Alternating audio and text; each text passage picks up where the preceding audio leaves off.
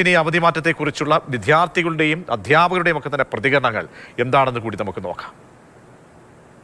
എന്താണ് വേനൽക്കാലത്ത് ഇക്കാര്യം അവധി തരുന്നത് നന്നാവുക. കാരണം എല്ലാവർക്കും നമ്മൾ എവിടേക്കെങ്കിലും യാത്ര പോവുകയാണെങ്കിലും എല്ലാം അപ്പോഴല്ലേ സുഖം. അപ്പോൾ ആ ടൈമിലാവും അവധി തരുന്നത് നന്നാവുക. മഴക്കാലത്ത് ബുദ്ധിമുട്ടാവുമ്പോൾ അവധി കിട്ടുന്നത് നല്ലതാണ്. പ്രളയം വരുമ്പോ പിന്നെ ഉരുൾപൊട്ടലൊക്കെ ആവുമ്പോ ശോകല്ലേ, അപ്പൊ അതുകൊണ്ട് മഴക്കാലത്തല്ലേ നല്ലത്. അപ്പൊ ക്ലാസ്സൊന്നും പിന്നെ പോകൂലല്ലോ. ഇപ്പൊ മെയിൽ വെച്ചാൽ ക്ലാസ് കിട്ടും. മഴക്കാലത്ത് അവധി കിട്ടുക വെച്ചാല് മഴയൊക്കെ പെയ്തിട്ട് എല്ലായിടത്തും വെള്ളം കയറിയിട്ടാവൂലേ, അപ്പോ കുട്ടികൾക്ക് ബുദ്ധിമുട്ടല്ലേ സ്കൂളിലേക്ക് വരാന്. അപ്പോ അവധി കിട്ടാൻ ഒന്നുകൂടി നല്ലതായിരിക്കും എന്ന് എന്റെ അഭിപ്രായം. മഴ കാരണം കുട്ടികൾക്ക് സ്കൂളിലേക്ക് വരാനൊക്കെ ഭയങ്കര തടസ്സമല്ലേ, ഗതാഗത തടസ്സം അങ്ങനെയൊക്കെ ഉണ്ടാവും. വേനൽക്കാലം ആകുമ്പോ കുറച്ചും കൂടി അപ്പൊ ടൂറൊക്കെ പോകാൻ ഏതാ സുഖം, മഴക്കാലം വേനൽക്കാലം? വേനൽക്കാലം. മഴക്കാലത്ത് വെക്കണേ കാലം. ബിക്കോസ് ഈ മഴക്കാലത്ത് ആകുമ്പോൾ മഴ പെയ്യുമ്പോൾ നമ്മള് സ്കൂൾക്ക് വരുന്ന ടൈമിൽ കുറെ ചളിയും വെള്ളവും, അപ്പോൾ ബേഗ് നനയിലും ബുക്ക് നനയിലും.